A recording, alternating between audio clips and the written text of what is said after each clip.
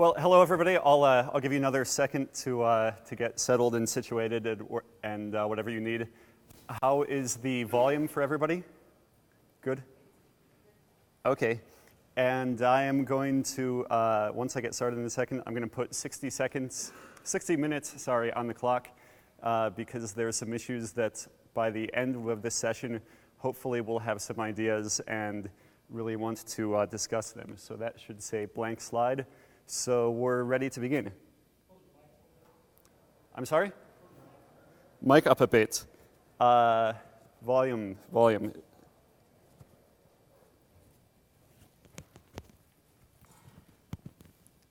Mic up. Okay. Is this good for everybody? Okay. We're picking up here. Okay. So you're wondering, first of all, who is this guy that is standing up here in front of you? My name is Jack Madden. This is me, of course, standing outside waiting for a burrito somewhere. I live in San Francisco, where there are many very good burritos. If you're from the Bay Area, let's talk about our favorite places.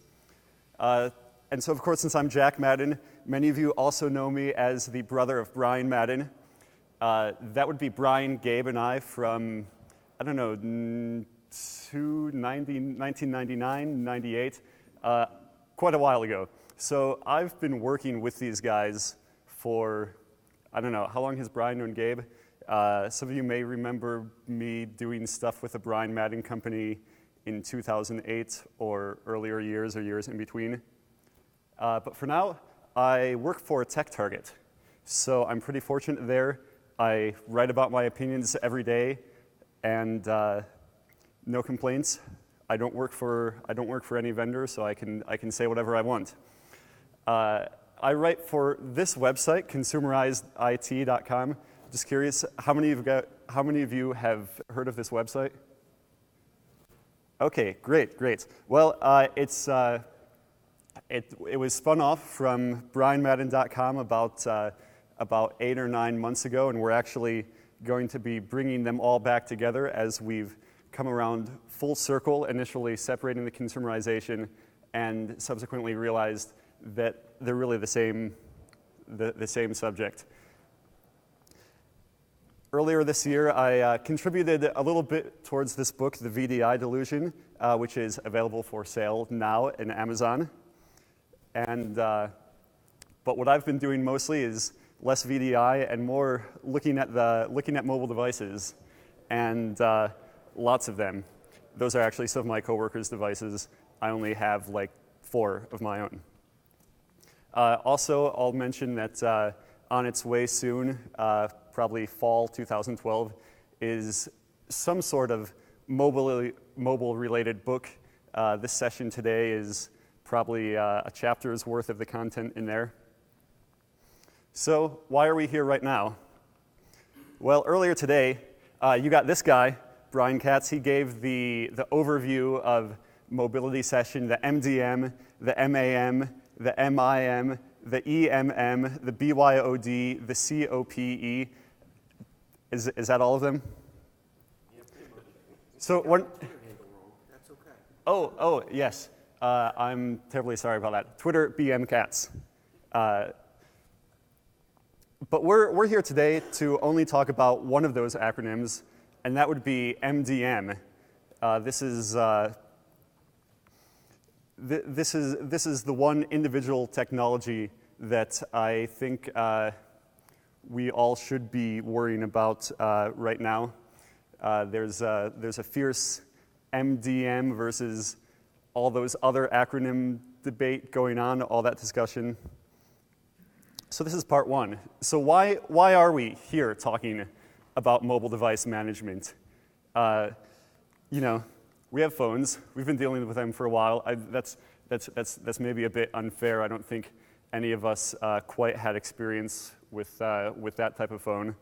But we've had mobility. We've had BlackBerries and email on mobile devices for a long time now.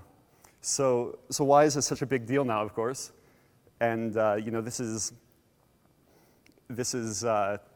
we probably all know this story, but 5 years ago, you had a BlackBerry for work. If you were cool, you had one of these for your personal device.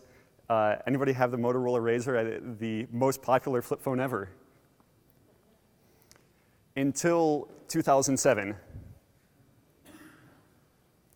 I don't think there's any need for me to explain the Apple story anymore, so I'll just skip past all that hype, and we'll just go to when they first started entering the enterprise. We thought, oh no, these things, they're completely unmanageable. The users, they can do whatever they want. They're coming in their personal devices.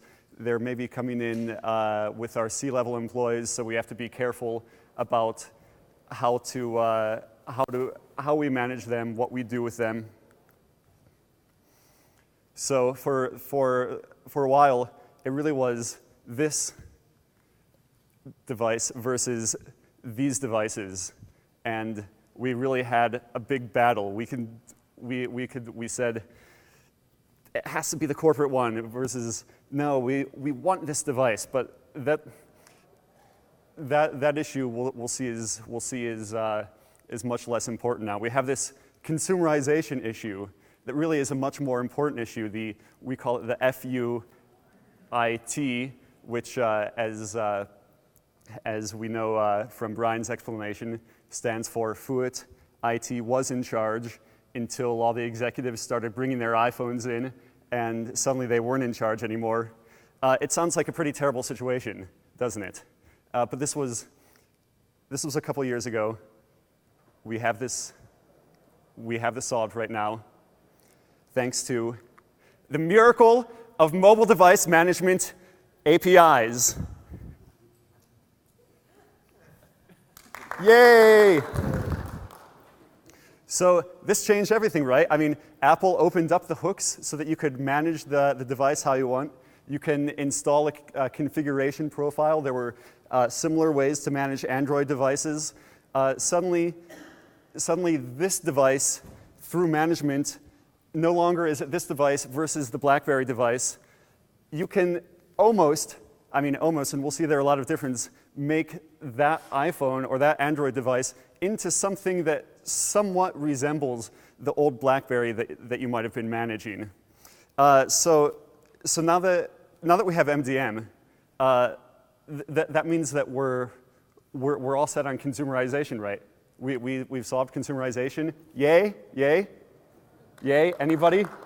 Yeah. A little bit less tepid response. Okay, so we can manage one device. That road is the phone avenue for saying FUIT. This is the rest of the world. So these glorious MDM APIs, did they solve the consumerization problem? Wrong. Exactly. And what about the issues that came because of BYOD, because we were trying to manage personal devices? Did the MDM APIs fix those? No. If anything, it made it worse. So these issues, we have a user, and he's being very guarded of his device. Who knows what's stored on that device? What sort of crazy information? And we have our mobile device management that we want to use, and we want to examine that device. And you see, he doesn't like that. So these MDM APIs, first of all, they didn't solve consumerization, and now we have the BYOD issue that they don't solve either. Things really are not looking good for the concept of mobile device management, are they? It seems like we're in a tough situation. So let's take a second. We'll step back and we'll take a breath. I'll have a drink of water.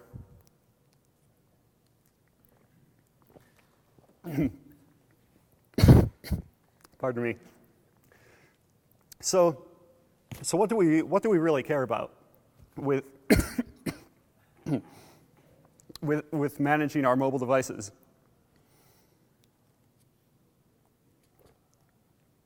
From the MDM, we get remote wiping, we get encryption, we get passwords. These are the first few things that anybody mentions when we talk about wanting to get control of mobile devices, or as we'll see, mobile applications. But there are lots of ways to get this control, to get these three main things, such as mobile application management. By managing just individual applications, we can get the remote wiping, we can get the encrypting, we can get the passwords on the application level. And then suddenly we have, around individual applications, we have that control. Yay! Problem solved, right? You'll see the pattern will repeat itself. But you see, we've come to this device management versus application management debate. We have articles. That's not too fair because that article happens to be from an app management vendor. But we have other blog posts and blog posts. We have this is an interesting ad campaign from a mobile application management vendor. It's not very subtle. Red and white letters on a black background. I like that. We have blog posts, more blog posts. We have people saying, we'll probably be adding in some kind of lightweight MDM kind of management, like device authentication, some things like that, just because we can't totally wait for the market to catch up and understand that MAM is really more of the wave of the future. That's a quote that Colin got from Jesse Lipsum talking about adding mobile device management into Cloud Gateway, a product that we think is, that is going to be a strictly mobile application management product. I sort of responded. I think this is the closest I've come to writing an MAM versus MDM article. But I know we have a few issues with mobile application management that make it not quite the panacea that we think it's going to be either. If you're only managing mobile applications, one thing that you can't do that you can do with MDM is track the other applications on the device. Or how about have control over the native built-in email client? And you know what? You want to take a guess what the four-letter acronym for the that it doesn't take care of either? And it's not BYOD. Exactly, FUIT. So we still have that, and frankly, there's not as much control over the device. So suddenly, the happiness that is mobile application management looks like that's fading. That's fading a little bit too. So what I want to do now is take a closer dive in to how mobile device management actually works. We list off the laundry list of capabilities that MDM can do. We list off the laundry list of capabilities that mobile application management can do. But I want to look under the background and see how we get these capabilities, how some of the capabilities that are listed are kind of misleading sometimes. It makes, sometimes the purveyors of MDM make it sound like it's like God mode and you can do anything on the phone. It's not quite like that, as we'll see. And so we want to better equip ourselves to have discussions about mobile device management and mobile application management. So with that, we will dive into mobile device management. So once again, what do we care about? We care about remote wiping. We care about making sure that the devices are encrypted. We care about making sure that there are passwords. And like I said, there are lots of ways to get this. One of the ways to get these capabilities is through Exchange ActiveSync. Oh, try that logo or that. This is an interesting issue because many people refer to the mobile device management capabilities that come with the Exchange ActiveSync protocol in the same vein and in the same sentences that they refer to the mobile device management that we get through configuration profiles and device manager apps for Android devices. And they are very different, and I think that's an important distinction that we should make so that when a vendor is talking about their mobile device management product, we should ask, do you mean device management through ActiveSync protocols or device management through configuration profiles? So please, ask your vendors, make sure you know which one is which, because you'll see why this is important. But back to Exchange ActiveSync. With Exchange ActiveSync, you get the ability to remote wipe devices. You get the ability to ensure that devices are encrypted. You get to set password policy. This is all on the, not on the app level, but the app level capabilities that you have are over the built-in internal email app, because of course the Exchange ActiveSync client is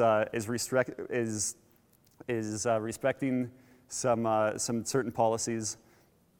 But these other capabilities, the remote wiping, the encryption, the password, are device level capabilities. So when you're using Exchange ActiveSync, though, you have a view of what's going on inside the device. This magnifying glass and disambiguated hand here is my metaphor for knowing what's going on inside of the device. So it's going to come back up again. So you kind of know what's in the device, but there's just not as much information about what's going on in the device as you'll get with actual MDM configuration profiles. So some of the information about the other applications that are installed on the device's location, you don't get that. You get to know a little bit about the mail, and you get to know a little bit about what operating system is on there, but not nearly as much information. This is where I do want to take a quick aside and mention there's a company that came to my attention a few months ago called MobiliSafe that actually looks at your ActiveSync traffic, and they have a database of what the traffic looks like for different devices, different ActiveSync clients. So if the ActiveSync client is not reporting is not truthfully reporting its state, or is maybe not reporting that it's the client from a jailbroken device, this company MobiliSafe, their technology watches that traffic, compares it against a known database of clients to give you a better view of more information than what you can find out just through ActiveSync protocol itself. But you see here, we don't have a view into the whole device. So how do we get a view into the whole device? Then we'll go to the full level of device management, full mobile device management configuration profiles.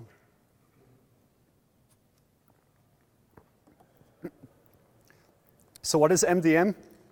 It's taking these full devices, and pardon me, and I'm speaking today, of course, the narrow world of, the 90% world of iOS devices and Android devices. But we get our remote wiping, our encryption, our password policy, and a few other things. For Android devices, MDM is delivered through the device through an application. You download it just like any other application. It asks for lots of permissions because, of course, it's doing lots and lots of things to the device. It will tell you that as a device administration app, that it has permission to do all sorts of things to your device. Disable cameras, set screen, you see the list. It's a long list of things. And then you install the application on your device, you hook it up with your enterprise MDM server, and there you have it. It's one of the applications that has the ability to administer your device. This example here is Maz 360. I have been playing with Maz 360 and AirWatch over the last couple of weeks. It just happens to be those were the easiest to, I was able to get free cloud-based trials of those easier than any other vendors. So for iOS, an application is not required. Instead, just a configuration profile is delivered. You send your users an email or an SMS, and a few clicks installs this profile, a quick warning, and then a more in-depth warning of what this device may do. The important stuff is in there. The information that the users should know, but how quickly will they press install if you tell them that you have to install this in order to do work on your phone? So what do you then do once you have a configuration profile or the device manager app on the mobile device? Well, you can find out various sets of information, and there's another subset of actions that you can take. For iOS devices, Apple has conveniently released the iPhone configurator, which is a useful tool if you want to play with MDM configuration profiles right on a local basis without actually having to set up and implement a whole MDM server. It's very quick, very easy. It's free. You can go through the settings in this and see all the different settings that are available from any one of the mobile device management vendors, because at the end of the day, all that they can give you is that they all have access to the same information, and they all have the same abilities and capabilities on the device.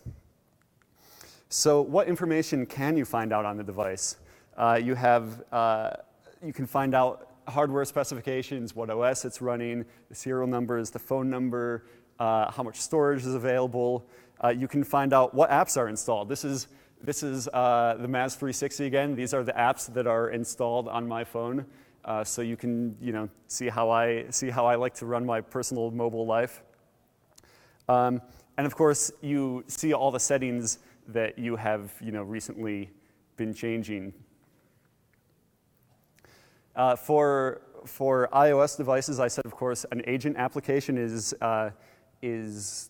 optional, and not all solutions have it. Some require it. Some you can run it with or without. So what do you learn from the agent application?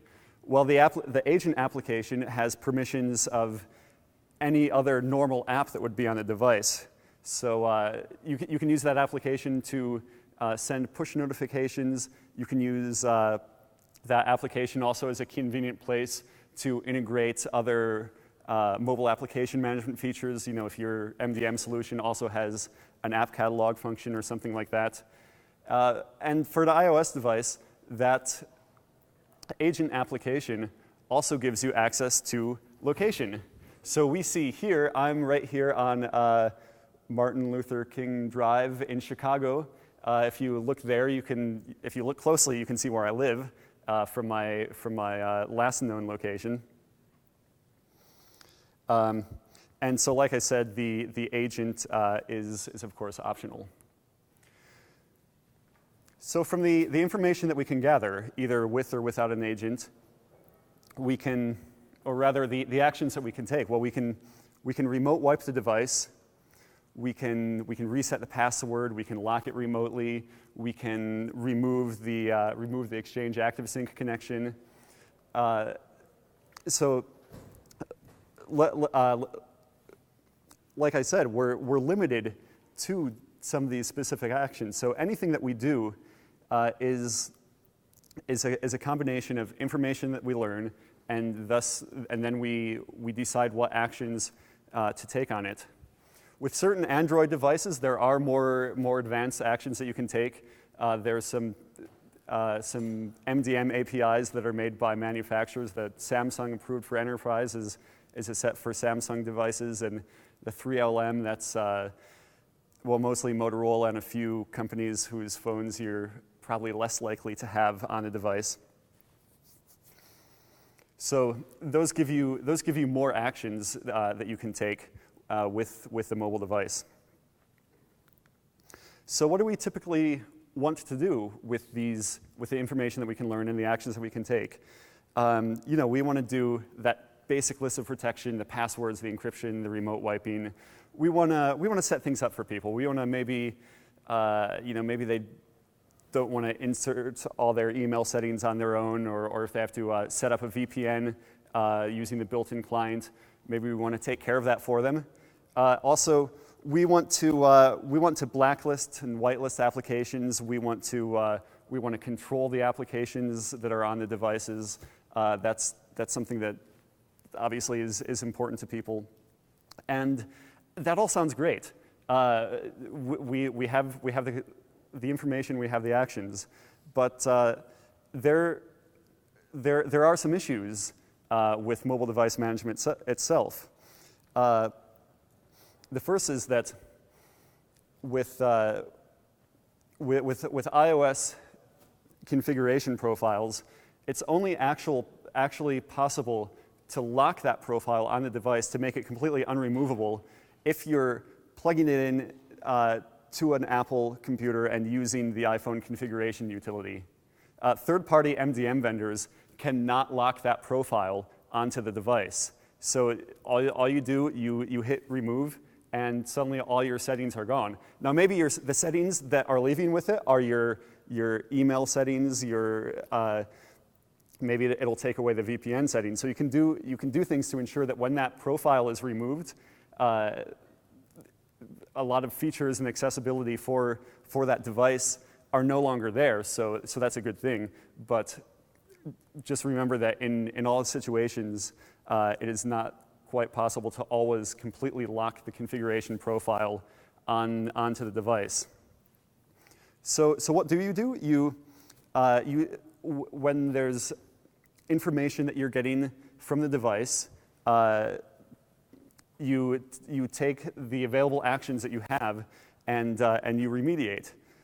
So when something that you don't like is going on, you only have the certain set of actions to be able to remove, or you only have a certain set of actions that you can take.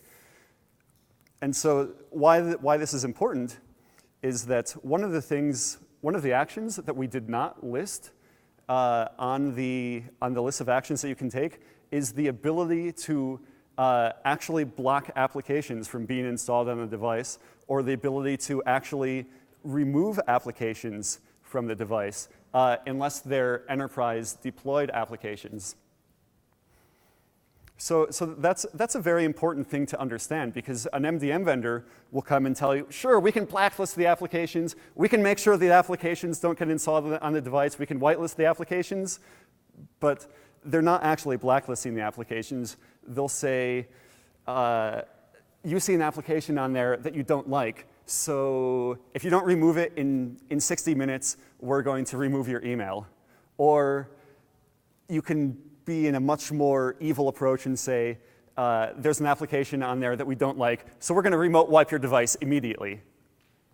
Because remember, the capabilities that we have are knowing that the application is there and doing something like remote wiping the device. We don't actually have removing the application as a capability. Now this is to some degree solved by some of these Android-specific and manufacturer-specific MDM APIs. So if that's a capability that's really important to you, it is possible with certain devices, but certainly not with iOS devices, and certainly not with Android, and not with most or many versions of Android devices. So we have the issue of limited actions that we can actually take, and then there are the privacy and BYOD issues. This is a user. You'll also recognize him as Tim Mangan, the 12-time BriForum speaker. remember, we're looking at what applications he has installed on the device in order to blacklist or whitelist applications. Is he happy with that? Are any of you? How about, remember that map that showed my location? It showed where I lived. It showed where I went. How do we feel about that?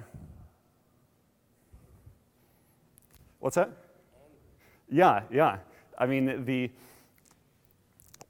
these are some issues that if a configuration profile is on the device, it's possible for that MDM process to know this. What other issues we have? Only one configuration profile can be installed at a time. So if you're in a situation where you need access to two different environments from one device, and they both want to manage the devices, well, only one of them gets to be in there at a time. So that's another one of these issues with mobile device management. But enter mobile application management, because remember, all we really care, we care about that encryption, that remote wiping, that password protecting. We care about that for the corporate applications, right? So that's that sounds great, right? But how many people are deploying their own in-house built corporate applications today? So okay, yeah. So not many yet. We're just not there yet. So for now, many people's mobile application management strategy probably looks like this. Hey, we have Salesforce, so go download the client. For my company, we use Concur for expenses, and it's like if you want the client, yeah, go download it. It's the public version. We think it has a password in it. We're not sure if we can remote wipe it because it's the publicly available client for this SaaS service that we've chosen, and who knows?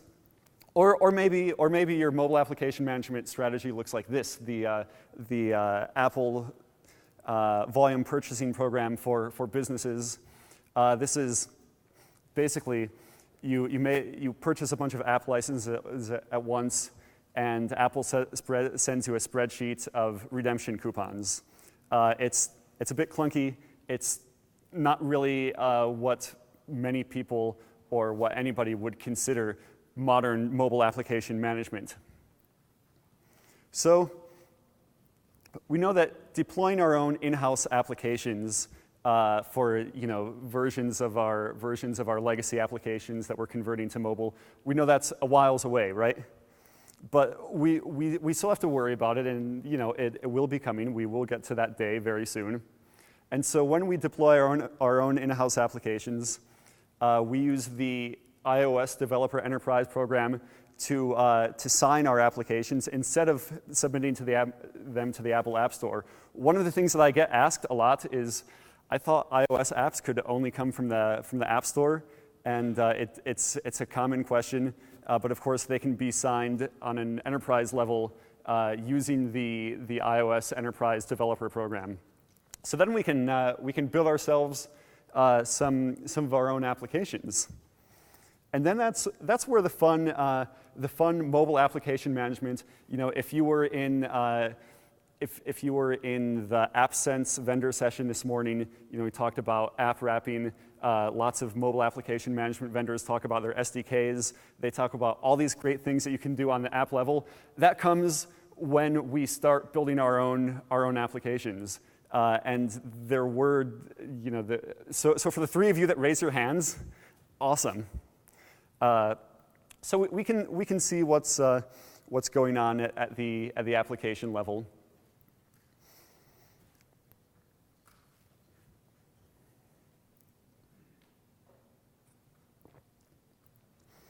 And the idea here with mobile application management is that you can provision these applications to any devices you want to without a configuration profile, without mobile device management being installed. So they all say, yeah, the whole idea is we don't care what's going on on the device. We'll wrap our applications. We can send them out. We have visibility just into the device. And then maybe we get ourselves an Android developer or something for cheap, and then we have we have app wrapping or SDK-based mobile application management solutions to build in the hooks, to build in the ability to remote wipe, to remote kill, to encrypt, to put passwords around our applications. And the important thing to note, though, is with applications deployed just without mobile device management configuration profiles, applications that are configured only that are managed only at the application level, they can't actually be removed from devices. So we have to build the kill pill into our application. So the question here is, and this is actually a question for Brian Katz. Actually, I'm going to put you in the spot here. So what role does mobile device management play in here? To me, an ultimate mobile application management solution would be so self-defending and have that kill switch in it that you didn't manage the device wouldn't matter. So if you need device level management to clean up after the application management, then maybe you didn't do your application management right. And that's this idea, by the way, it's sort of coming out of left field. I've written about it a bit before, and so I'm interested to have that discussion as we get to the end of the session. So the question is, if you need to have mobile device management configuration profiles on a device to ensure that your managed applications are safe, then is that a failure of your application management system? Because shouldn't mobile application management be able to secure and encapsulate and manage the application in such a way that the device could be completely unmanaged? So we'll do that now. What's that? They do that now. Yes, we'll get to this. We'll get to this issue more in a bit.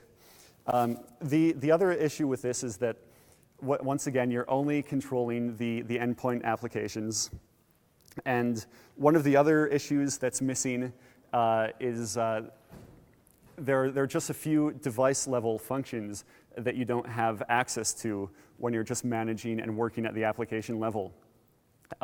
Like one of these functions is turning off the hardware screen capture button. But after all, if we're concerned about screen capturing, there's always this. So turn off the screen capture all you want.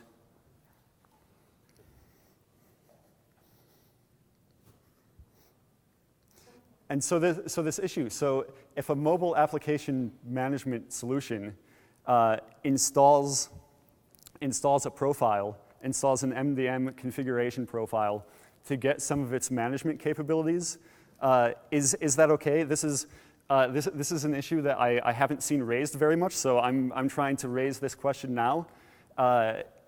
Is it okay for an MAM solution to call itself MAM and still use MDM configuration profiles? That's what I want to start a debate about, because it's something that I haven't seen talked about too much before, and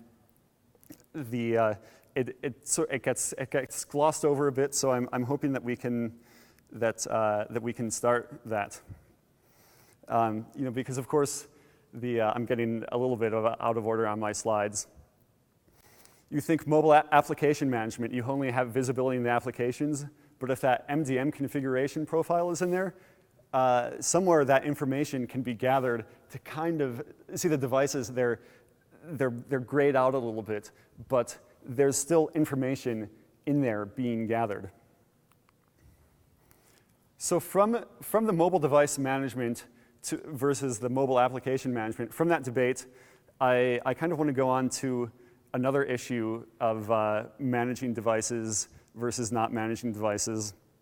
And this is the issue that I think is going to maybe in a very near term, right now, be able to help us make the decision whether or not we want to manage on the device level or just manage on the application level. And so that issue that I think will help us decide whether or not it's okay to be managing or whether or not we want to be managing the entire device is email. So we have this is the home screen of my personal iPhone here. Which one of the applications on this device do you think is the most dangerous application? Any guesses? Is it the App Store? Well, maybe. Is it the camera? Are we worried about that? Are we worried about the user with Chrome? How about Google Voice? I mean, I can do all sorts of sneaky things that way. The settings, access to settings, is that going to put us in danger? Facebook, I mean, it's got to be trouble somehow. How about the web clip for consumerizeIT.com? We have all those stories where we tell the users how to do all these crazy things in FUIT. Is that the most dangerous thing on this? How about in TweetDeck? We can incite revolution with TweetDeck. Maybe that's the most dangerous application on the phone. How many people would agree that the built-in email client is the most dangerous application on any mobile device?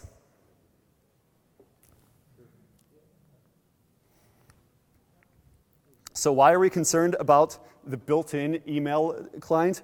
Because it's designed to take all the information that it has and share it with all the other applications. All this great sandboxing and isolation of applications we have, well, for the email client, that's a lot, because my Facebook, my Twitter client, my every other app can find my contacts, those phone numbers, make calls. It's a big party with all your sensitive corporate information in it, and every single other application that anybody has ever written is invited.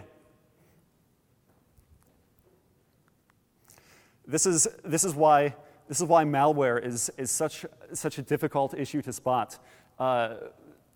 Certainly, there are things that could sail right through the Apple App Store approval process. Who cares that my flashlight application is reporting my location and sending emails on my behalf? I, as a random user, I don't. But if my flashlight application is accessing contacts, maybe my corporate, maybe my company does care. So this is why email is the most dangerous, built-in email clients are the most dangerous application that we have on our mobile devices. So we do have options, though, fortunately. There are three options. One, they're do nothing. How many people are doing nothing to protect the built-in email on their phone right now, or their company is doing nothing to protect the built-in email on their phone? Mine is one of them. There's using mobile device management to protect ourselves from all those other random applications that might access the email. Or there's putting our email not in the built-in client, but another place where all those other applications can't get at the email. So option one, it's doing nothing. Doing nothing is a non-starter, right? Except it is, because we're already probably doing nothing. So option two, mobile device management to protect email. But wait, what about all those sensitive BYOD options? Gabe Knuth, 11-time BriForum speaker, he cares about he cares about us knowing what's on his device. So by using MDM to protect email, we have that issue. And remember, what are we protecting the email from? We're protecting the email from every single random application out there. So I don't know, how many of you like keep track of every single app that comes out in Google Play or the iTunes Store? Yeah, so it's, you know, what do we do? Like, one of the real dangerous ones, we hear about it in the news, like, oh, we better block that. So how do we block it? Oh, we send out a thing to our users, we see which devices have it, and we say, you have to remove this in 60 minutes or we're gonna turn off your mailbox. How popular will IT be if they do that? So I don't know, maybe we only allow whitelisted applications instead. Maybe we use the mobile device management to, we'll just give the users the applications they ask for. So they'll all stand in line and submit help desk tickets like, hey, is this okay to have on our corporate phones? That doesn't sound very much fun either. And so obviously those are two very big extremes versus letting everything in and completely being 100% control. And if your device looks like this, if your environment looks like this, or if your device environment looks more like a prison, you'll know somewhere in there where you lie and how you want to handle those applications that may be dangerous to your users' built-in email. This takes us to option number 3, sandboxing the email. Now there are of course ways to limit the email to specific clients. So one of the ways, Exchange ActiveSync, we call it a blunt tool for mobile device management. But with Exchange 2010, there is device level controls for what devices we allow to sync with our email. So there's this whole syntax of rules for deciding how a device is allowed. There's the option to quarantine and then until you find out more about the device. So we can limit ourselves to certain devices that we know are less prone to malware applications, or we can limit ourselves to certain software clients. So, and of course, by limiting ourselves to a certain mail client application, well, none of those other apps can get into that application. So that's great, right? Suddenly our mail is protected because it's sealed in a client app. How many people love the sound of that? Nobody wants our email to be sealed into an individual app? The users don't. And we're all users at the end of the day too. So we know that that's a problem, and depending on how open we make that client to how easy we make that client to use, there's a spectrum of usability. But maybe we take that email application and we make our wrapped corporate applications so that they're allowed to speak with the email application. So your corporate file sharing service can have access to your attachments. Your corporate deployed version of QuickOffice can have access to the Sandbox email client, and suddenly we build a whole little world of interconnected applications on the device. And then they all can communicate with each other. We begin, as we get more of these corporate applications that plug into our Sandbox email client, we start to build up a whole little world of apps. But how many people are going to deploy every single application that their users might want to use in conjunction with their corporate email? I mean, think about all the various SaaS offerings and the SaaS clients that we use that we might want to have access with our corporate email. Every single one of those, do we want to worry about how we plug every single one of those clients into the Sandbox email application? I mean, That's a lot of apps, and for every single SaaS client that we have in our environment. So we know, and after all, how many people are deploying managed applications right now anyway? It's for right now. It's, hey, go pick up the SaaS client, or go pick up the client for this software as a service offering that our company uses. And so we can see that we have a long way to go we have a long way to go before we can build up a complete dual persona ecosystem. And there will always be some corporate things outside of the ecosystem, some corporate things inside of the ecosystem. So this brings us to the next part of this process.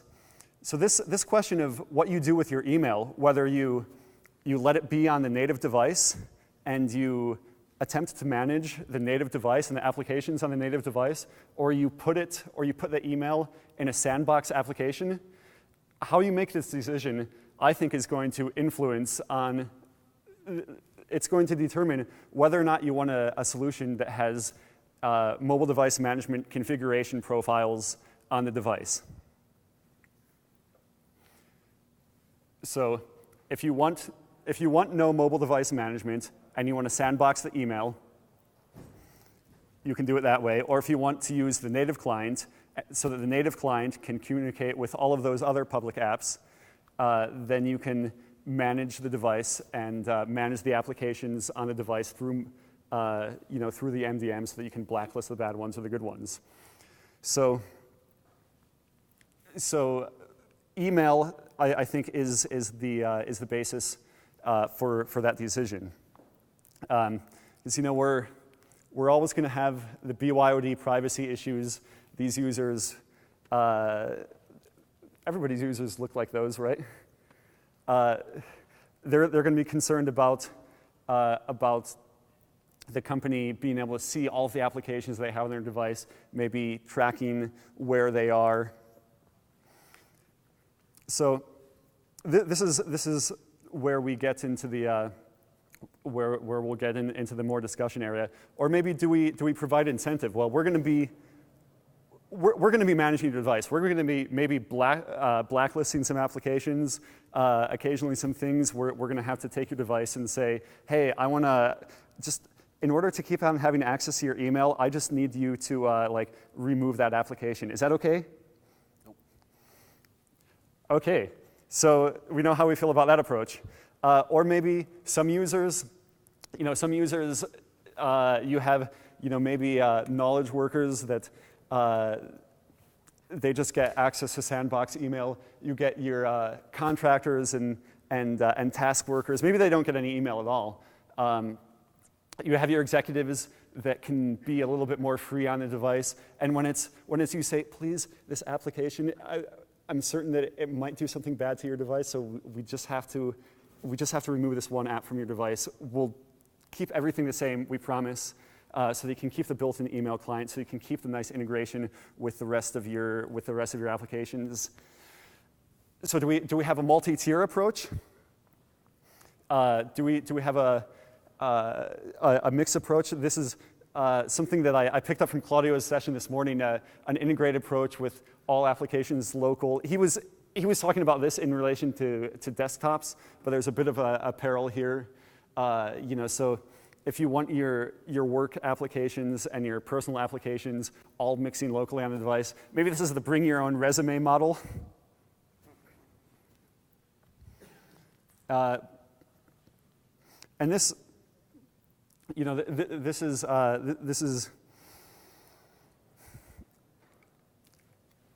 So do we make the line? Do we make the line around BYOD?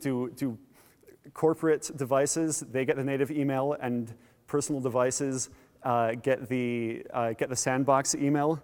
The problem with that is BYOD is the wrong question. It's not that BYOD is the wrong question to be asking. It's not a question because there will be personal devices that we have to accommodate. There will always be more. Look at this user here. It's hard to tell, but I have about 6 devices in my hands there. There will always be more devices. I have about 4 or 5 devices hooked up to my corporate email right now.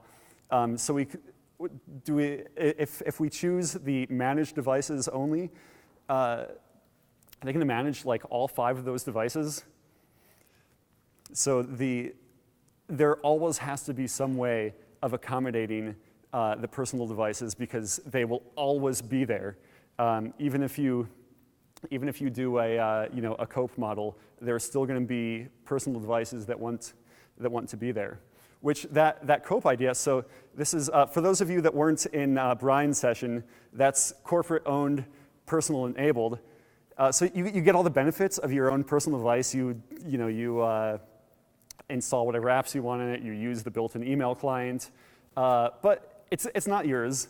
And so that way, if we have to blacklist an app, or if we have to remote wipe it because you lost it, we're as a company, we're in the clear because it's our device after all. Another idea, and this is again we're getting this is after we've presented the facts. I'm just throwing out ideas for discussion here. But if you wanted to do a model where you're managing all of the personal devices, but your management is contingent on certain features, like one of those advanced APIs, or you say, well, we'll manage personal devices, but we're only going to manage iOS devices. To me, that's kind of a non-starter for BYOD. So this is where I want to open up things to discussion. Where are we going with whether or not we manage devices, how we feel about configuration profiles? So I'm interested. A show of hands. How many people are doing something with MDM configuration profiles in their environment? How many environments? Well, I guess how many Exchange administrators are there? How about people doing limited, restricted email clients, like only allowing connections to something like like a NitroDesk Touchdown for Android, or an Enterprise Divide or something like that. So really, comments. So for the rest of us, what are we doing with our email, and are we concerned about those other applications out there that could be accessing our email? Any,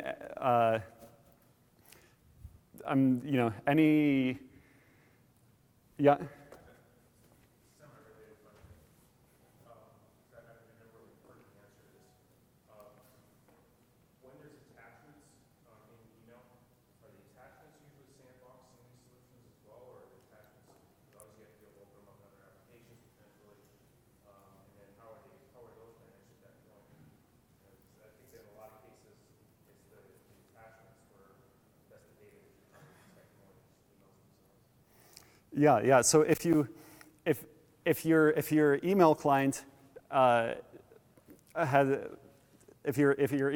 client has a way to integrate with the other, like if you're using a sandbox email client and it integrates with the other applications, then you can do file type association for only managed applications, or use ActiveSync to turn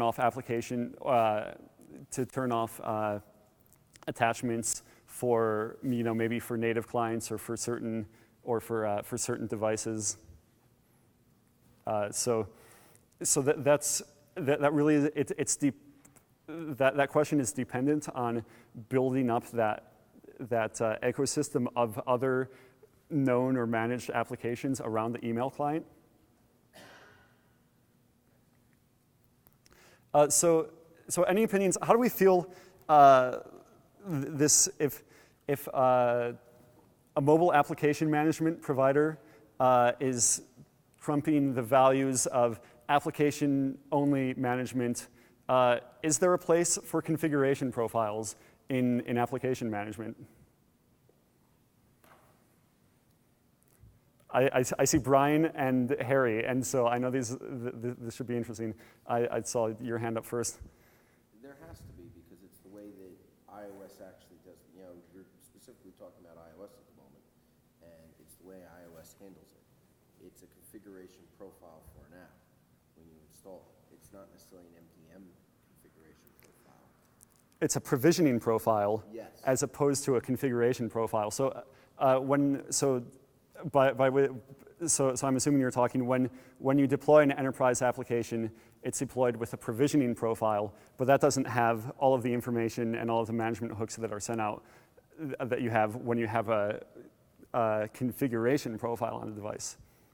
true, but I would posit that you want the ability that as MDM becomes functionality versus a product, that stuff you want to be able to deal with anyway. So that you still want to have that whole device wipe in your back pocket if you want it.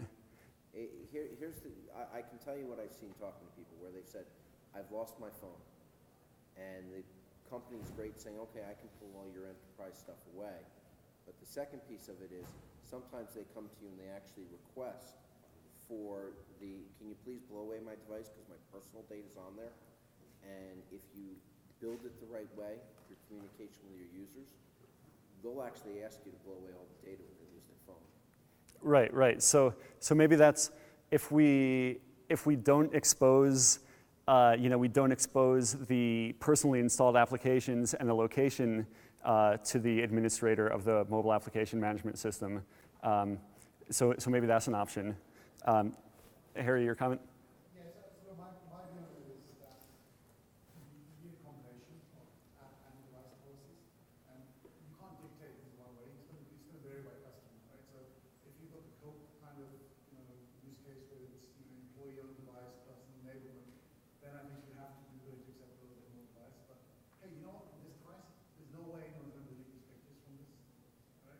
I just won't let you. I won't allow you to put the stuff on it in the first place, but I will allow you to manage my app, delete the data that's associated with my app.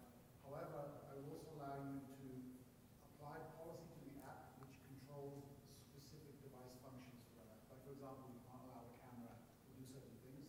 So I think it's all based on context. And I think what you said was about tiers of service. I think that's what it comes down to. So you have to be able to mix and match it. So that's my view. So I think man subsumes MDM is my view on this. And then I think it has to become more granular to that after that. So that device management capability, Brian in his session spoke. Many of the MDM vendors, as they're coming into mobile application management, as an MDM product, they were built on knowing what applications were on that device and being able to ensure the remote wiping and the device level password policy. And if they're building off of that and saying, we're a post-MDM, we're a MAM provider now, but we know that all those capabilities are still there in the device. They're still there exposed for administrators to be able to have control over.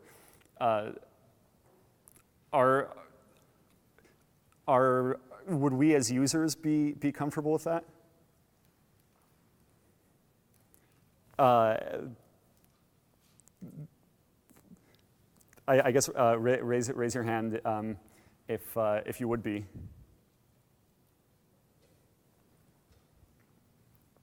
What my suspicion is, and this is just a hunch. This is me just being a rabble-rousing blogger. Is that there are a lot of users that would be more comfortable and situations where many people would prefer strictly application level controls. So any security you need, any kill pill, any encryption, any password, you build that into the application, but please keep a configuration profile off of my device. Does anybody? I have no stake in it either way, so. I think it comes back down to device ownership. I think what you're assuming is it's a user-owned device. And I'm always arguing internally at my company that forget about BYOD, even any sort of stacking program, but let's buy the devices for users. Let's buy cooler devices. Because if we do that, they're more likely to allow us to do some of the things that we want to do. Right. What we're really debating is device ownership model. Yes, and that COPE, that corporate-owned, personally enabled model, which did you invent that term? No, that came from Philippe Winthrop from the Enterprise Mobility Forum. Okay. So I really love that model, but this idea that there will always be more devices, and let's forget about the other applications for now. Users will always have more devices. Let's see how many. I left my iPad at home, but I have these. I have several built-in clients in here that I've been syncing. There are always going to be more about these. So maybe for the email issue, for email only, forgetting other applications, if it's not our COPE device, if it's one of these auxiliary BYOD devices, that one, we say, screw it, sandbox email. How do we feel about that one? Can we agree that that's a good idea for the user's secondary devices? How many people would agree on that? I think we give them a choice. We give them a choice if they don't want the full MDM solution on their device, they don't want IT controlling their device, then you say, okay, here's your other option. If you want to get mail, you get it sandboxed. Yeah. Or again, maybe still there's that tier of, I have my primary company device that's corporately owned, personally enabled. My secondary device that I use for work a lot, I let them manage that one too. But like my Kindle Fire, that I check my work email on it, once every other week. Maybe that one we do a sandbox email client with, and so how many people feel good about that model? To give you an idea what a bunch of companies are actually doing is, I talked about managed BYOD in my session. One of the things they're doing with BYOD is, if you, based upon the device you bring in, is what kind of access you get to the ecosystem. Some places will use, for example, good mobile messaging to give the sandbox email client on certain devices, and that's what you get. It incents the people to buy the device that you want them to get, doesn't completely lock them out of the ecosystem, but gives you some manageability of where they're going. So it's sort of a carrot model, but not locking out. Yeah, and I like that carrot model as well, and I think we can all acknowledge that the enforced BYOD, you have to buy your own device, you have to bring it in, and we have to manage it. We can all agree that that's not BYOD. That's we're going to offload our phone bills. So we can all agree on that one at least, right? I'm at Jack Madden. I'm around here for the next day and a half. You can come and find me and tell me that I'm full of crap, or we can talk about this more, or you can tell me that I'm a genius. I'd prefer the last one of those. jmadden@techtarget.com. ConsumerizeIT.com is where I write, but as you heard at the keynote yesterday, we're going to be folding that back into brianmadden.com. So these conversations about how we feel about this management, I want to be having this a lot. So I invite the conversation to continue through these venues and through the rest of the conference.